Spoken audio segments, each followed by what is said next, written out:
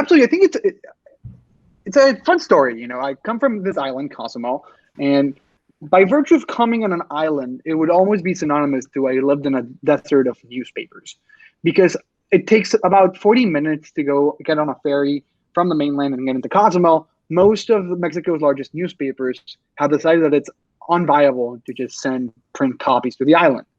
And so I grew up without seeing the major newspapers from my country. As a matter of fact, when I would see them, it was either in soap operas or Mexican movies, and that's how I knew they existed. Um, the only newspaper that we had was called De Peso, which is a wordplay on the fact that the newspaper is worth a single peso, which is about, well, it's the 20th of a dollar or a 22nd of a dollar. It's just ridiculously cheap. And by virtue of being so cheap, it was half of it was car accidents, half of it were triple X images. And that was the only newspaper I saw growing up. However, we live in an era in which this is no longer an excuse. The largest newspaper companies have almost unrestricted and free access to their website, to their print and whatever they do. So if you just go to El Universal or La Jornada, which are the largest newspapers in Mexico, and go to their website, you can read their articles for free. Same thing with the New York Times, even though they actually care a little bit more about their paywall, and the Wall Street Journal.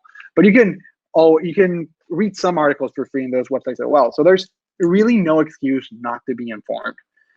Yet that's really not the case. If you grow up in an environment in which you don't have the morning paper in your breakfast table every day, you just are not going to read it, and you need some external force to push you into doing so.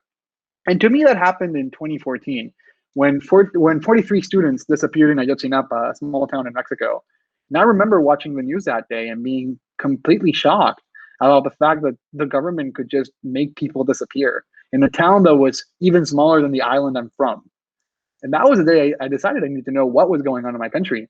And that pushed me to news consumption. And even further, it made me decide to create my own news program as a tool to keep me accountable and try to keep my community accountable. And that's how I would say I started in entrepreneurship.